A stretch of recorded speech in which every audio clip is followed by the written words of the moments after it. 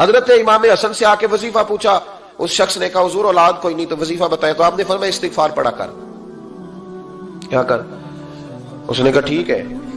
تو حضور پھر میں دوبارہ کب آؤں؟ تو امام حسن کہنے لگے بے اولاد ہے نا تو، استغفار کا وظیفہ بتایا نا؟ کہا ہاں۔ فرمانے لگے اب اس وقت آنا جب اللہ تجھے 10 بیٹے عطا کرے گا۔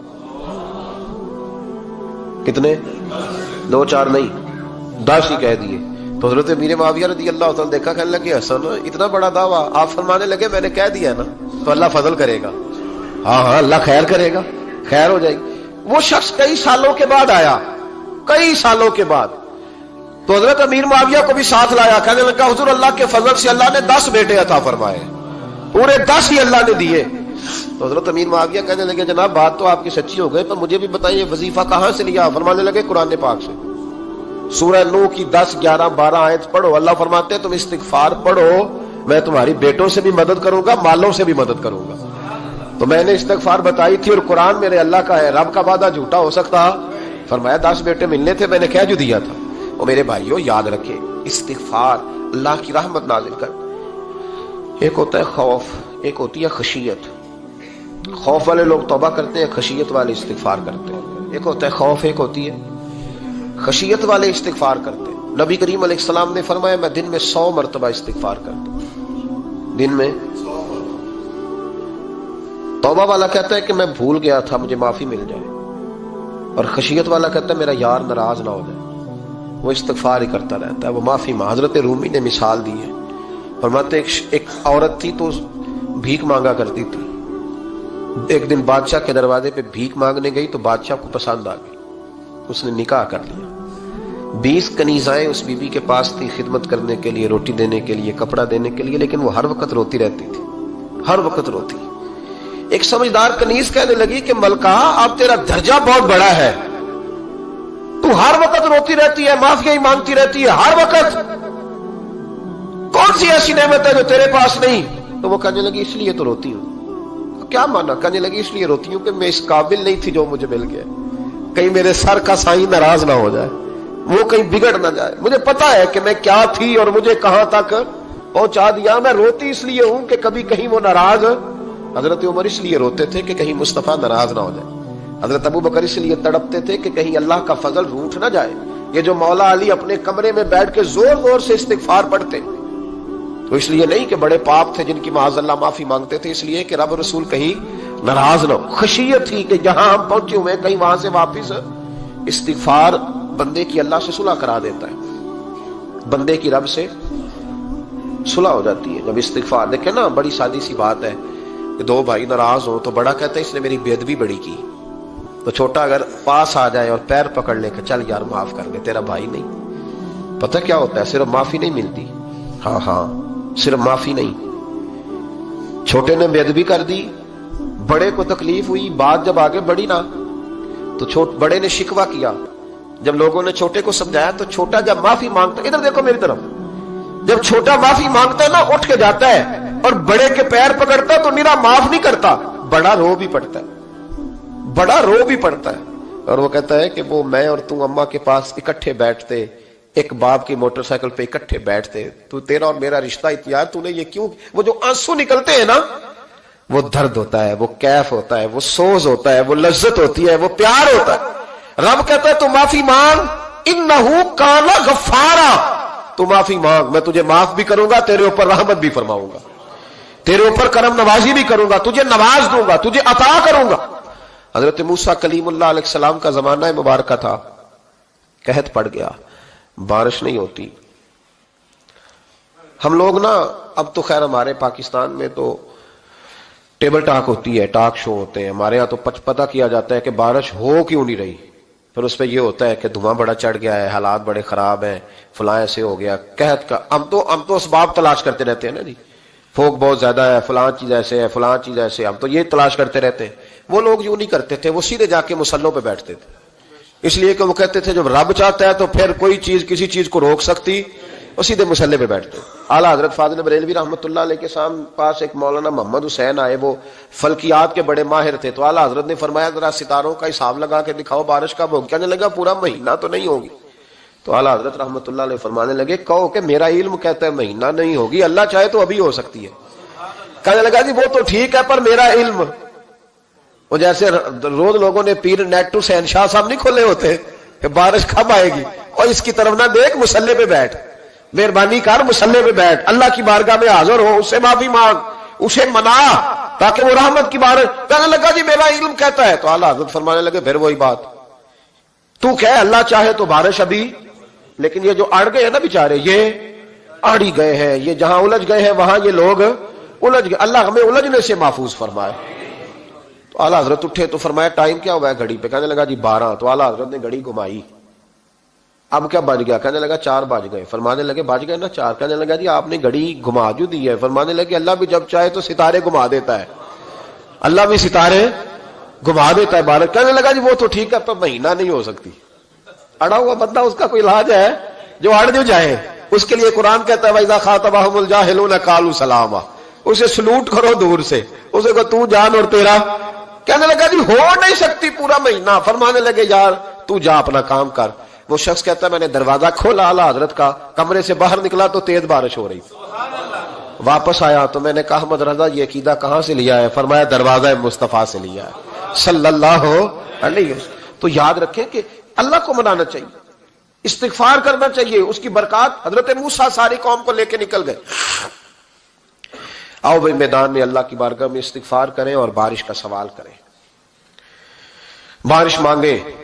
جب باہر نکلے دیر تک دعائیں ہوتی رہیں تو حضرت موسیٰ علیہ السلام کو رب کریم نے وحی فرمائی کہ موسیٰ آپ کی قوم میں نے ایک شخص ہے جس کو 40 سال ہو گئے نافرمانی کرتے، اس نے رب سے صلح نہیں کی۔ کتنے لوگ ہیں؟ ایک، اور 40 سال سے وہ نافرمان ہے، اس کو مجمع سے نکال دو بارش ہو جائے گی۔ اگر ایک گناہگار کی وجہ سے بارش رک جاتی ہے، اور جہاں دروازے کھلے ہوئے ہوں، جہاں تنہائیاں خوفناک ہوں، اور جہاں تباہی اتری ہوئی ہو، اور جہاں لوگ کروڑوں روپیہ مال ہڑپ کر گئے ہوں، اور جہاں علماء کو ہتھ کڑیاں لگا کے ٹھنڈی زمینوں پہ لٹا دیا جائے، اور قوم کہہ رہی ہو اچھا ہوا اچھا ہوا، اور لوگ پھبتیاں اڑا رہے ہوں، مذاق کر رہے ہوں، تو پھر اس قوم پہ کس طرح کر کے فضل الہی۔ اور یہ مولوی کا معاملہ نہیں، یہ تو ممبر رسول کا معاملہ ہے۔ میرے مصطفیٰ نے یہ نہیں کہا پیر میرا وارث ہے، حضور نے فرمایا عالم میرے دین کے وارث ہے۔ ہاں حضور نے فرمایا جس نے عالم کے چہرے کا دیدار کیا سمجھے میں نے اپنے نبی کی زیارت کی ہے۔ لیکن یہاں تو خیر یہ عنوان نہیں، ورنہ میں اس پر جاتا ہے۔ تو کہا ایک بندہ ہے 40 سال سے اللہ کی نافرمانی کر رہا ہے، وہ اگر نکل جائے تو بارش ہو جائے گی۔ حضرت موسیٰ نے اعلان کر دیا بھی ایک شخص ہے، وہ اگر نکل جائے تو بارش ہو جائے گی۔ پتہ تو ہوتا ہے نا سب کو، مجھے بھی پتہ ہے کہ میں اندر سے کیسا ہوں، اور آپ کو بھی خبر تو ہوتی ہے نا جی۔ جب بات ہو رہی ہوتی ہے تو پھر پتہ تو چلتا ہے نا کہ بات کہاں جا کے سیٹ ہو رہی ہے، پتہ چلتا ہے نا۔ اسے بھی چل گیا پتہ، اب اندر ہی اندر رونے لگا۔ اور دیکھو امام رازی اور امام غزالی دونوں نے لکھا ہے کہ اس درد سے رویا، اس درد سے کہ ادھر والے کو بھی پتہ نہ چل جائے، مجمع کے اندر کھڑا ہے اور ادھر والے کو بھی استغفار، دیکھو ادھر والے کو بھی پتہ نہ چل جائے اور ادھر والے کو بھی کہیں ہجوم میں غم میں بھی توہین ضبط غم نہ ہوئی۔ ہم اس احتیاط سے روئے کہ آنکھ نم نہ ہوئی، ہجوم میں غم میں بھی توہین ضبط غم نہ ہوئی۔ ہم اس احتیاط سے روئے کہ آنکھ نم نہ ہوئی، روئے بھی پر کسی کو آنسو نہیں دیکھنے دیے۔ اب اس درد سے کہتا ہے اللہ تو معاف کرنے والا ہے نا، تو معاف کرتا ہے، پردہ پوشی کرتا ہے، اور مالک اگر لوگوں کو پتہ چل گیا تو میرے تو بچوں کا بھی جینا حرام کر دے گا، یا اللہ میری تو آنے والی نسل بھی تڑپ کے وقت گزارے گی۔ مالک تو معاف کر دیا کرتا ہے، لوگ نہیں معاف کرتے، اے اللہ یہ میری خوبیاں بھول جائیں گے، میری خامیوں پر بات، مالک میں یہ ذلت نہیں برداشت کر سکتا، فضل فرما۔ حضرت موسیٰ نے دوبارہ اعلان کیا نکلتے ہو کہ نہیں نکلتے؟ پھر تڑپا، خدا بندہ مجھے بے آبرو نہ کر، یہ ذلت اور رسوائیاں یہ نہیں برداشت ہوتی، اللہ درگزر۔ حضرت موسیٰ نے تیسرا اعلان کیا نکلتا ہے یا میں پھر اس کا نام لوں، اللہ سے پوچھ کے نام لوں اس کا، بتاؤ کون ہے؟ اب تو تڑپ گیا، کہنے لگا مالک میں تیری بارگاہ میں استغفار کرتا ہوں، آئندہ نہیں کرتا، آئندہ نہیں کرتا۔ یہ لفظ ادا کیے، بندہ کوئی بھی نہیں نکلا، رب کریم نے بارش عطا کر دی، تیز بارش جب برسی نا، تیز بارش، لوگ تو نہیں دیکھ کے دوڑ گئے تو حضرت موسیٰ کہنے لگا یا اللہ مجھے بھی تو بتا، تو نے کہا تھا کہ جب تک بندہ نہیں نکلتا بارش نہیں ہوگی، تو نکلا کوئی بھی نہیں، بارش ہو گئی، ماجرا کیا ہے؟ تو رب کریم نے فرمایا موسیٰ بس اس نے مجھ سے صلح کر لی، اس نے مجھ سے صلح کر لی۔ اور امام غزالی نے لفظ لکھے، حضرت موسیٰ نے پوچھا، حالانکہ اللہ اپنے نبیوں کو غیب کے خزانے دیتا ہے، پوچھا کہ اے اللہ مجھے اس کا نام بتا دے، تو رب کریم نے فرمایا موسیٰ جب گناہگار تھا تب نہیں کسی کو بتایا، جب پاپی تھا تب نہیں بتایا، جب مجرم تھا تب نہیں بتایا، اب کیسے بتا دوں؟ فرمایا اس کی میری صلح ہو گئی ہے، اور فرمایا جو بارش نہیں نہ ہو رہی تھی وہ بھی اس کی وجہ سے نہیں ہو رہی تھی، اب جو ہوئی ہے نا تو یہ بھی اسی کی وجہ سے ہوئی ہے، یہ بارش اب جو ہوئی ہے تو یہ بھی یہ اس گناہگار کے سبب سے۔ اپنی راتیں اللہ کے ساتھ گزارے، مصلی پہ بیٹھے۔ میرے صاحب رحمۃ اللہ علیہ سے جب کو کہتا نا کہ بڑا پریشان ہوں تو کچھ بتائیں، تو فرماتے آج رات مصلی پہ بیٹھ کے اپنے رب سے بات کرنا، میں بھی بات کروں گا۔ بندوں کو دکھ بتانے سے عزت میں کمی آتی ہے، اور اگر اللہ کو بندہ اپنے دکھ بتائے تو اللہ عزتیں بڑھا دیتا ہے۔ ترمذی شریف کی حدیث ہے، نبی پاک علیہ السلام نے فرمایا اگر تو دنیا داروں کو دکھ بتائے گا تو اللہ تجھے غنی نہیں کرے گا، اور اگر تو اپنے رب کو بتائے گا تو اللہ بڑی جلدی تجھے دنیا سے بے نیاز کر دے گا، تجھے لوگوں کی ضرورت نہیں رہے گی۔ استغفار کریں، کثرت سے کریں، ذوق سے کریں، مصلی آباد رکھیں، ہر شے دیکھو نا، جس طرح کھانے کی میز آباد رہتی ہے، بستر آباد رہتا ہے، ہمارے دیگر معاملات، اگر مصلی نہ آباد رہے تو روح بے چین رہتی ہے، طبیعت بے قرار رہتی ہے۔ انسان میں نے دیکھا ہے بڑے بڑے سمجھدار لوگ پاگلوں جیسی زندگی گزار رہے ہیں، بولتے جا رہے ہیں، بولتے جا رہے ہیں، بولتے جا رہے ہیں، ایسے کسی کو کوئی خبر کہ 6 فون اٹھائے ہوئے ہیں، ایسے جیسے ڈسٹرب ہو گئے مینٹلی طور پر۔ وجہ کیا ہے کہ ان سے جان نہیں چھڑاتے۔ کبھی سارے موبائل بند کر کے نا، سارے بچے ہر چیز سائڈ پہ کر کے مصلی پہ بھی آنا چاہیے، اور مالک تو بڑا ہی کریم ہے، اللہ تو بڑے کنز المال کی حدیث سنا کے بعد سمیٹتا ہوں۔ نبی پاک صلی اللہ تعالی وسلم فرماتے ایک شخص تھا بنی اسرائیل میں، بڑا مالدار تھا، تو پھر اس پہ غربت آ گئی۔ جب غربت آئی تو رو پڑا، کہنے لگا اے اللہ میں غریب ہو گیا ہوں، میری مدد فرما، میں نے بڑی نافرمانی کی ہے تیری۔ مالدار جب تھا تو بڑی موج کر، یا اللہ میں نے بڑی اب نہیں کروں گا، مجھے اس غربت سے نکال۔ تو اللہ نے فرشتوں سے کہا کہ دے دو جو مانگتا ہے۔ تو فرشتے کہنے لگے یا اللہ یہ توبہ کر کے نہیں آیا، ڈر کے نہیں آیا، یہ تو الجھ گیا تب آیا ہے، یہ تجھ سے ڈر کے ہوتا ہے نا ایسے کہ لوگ اللہ سے نہیں ڈرتے جتنا غربتوں سے معاذ اللہ ڈرتے ہیں۔ یا اللہ یہ تو وہ الجھ گیا تب آیا۔ تو اللہ نے فرمایا پتہ مجھے بھی ہے، لیکن آ تو گیا ہے نا، چلو دے دو۔ تو کہا یا اللہ اگر دے دیا تو دوبارہ نہیں آئے گا۔ فرمایا اس کا بھی مجھے پتا ہے، تم دے دو۔ اسے دے دیا۔ جب دولت مل گئی نا تو کہنے لگا اوہو وہ تو میں نے اس طریقہ سے استعمال کیا اس لیے کامیاب ہو گیا۔ پھر کچھ وقت گزرا تو پھر الجھ گیا، پھر قرضے چڑھ گئے، پھر سارے علاج کر، کہنے لگا یا اللہ اب نہیں کرتا، اب معاف کر دے۔ 70 دفعہ توبہ کی اور 70 دفعہ توڑی۔ حبیب کریم فرماتے ایک دن بستر پہ تھا، آسانی تھی، 70 دفعہ فرشتوں نے کہا یا اللہ یہ جھوٹا ہے، جھوٹ بولتا ہے، یہ تو غربت ہے، یہ تو تیری بارگاہ میں آیا ورنہ کبھی نہ آتا، بیمار ہوا ہے تو آیا، اس کا تو بچہ بیمار ہوا ہے تو آیا ورنہ کبھی نہ آتا۔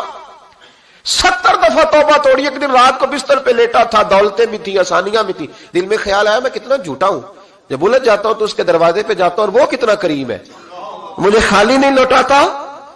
تڑپ اٹھا، آنسو نکل گئے، اٹھ کے مصلی پہ کھڑا ہوا تو رب کریم نے فرشتوں سے فرمایا کھول کے دیکھو دروازے، آج یہ غربت کی وجہ سے نہیں آیا، آج میرا بن کے آیا ہے۔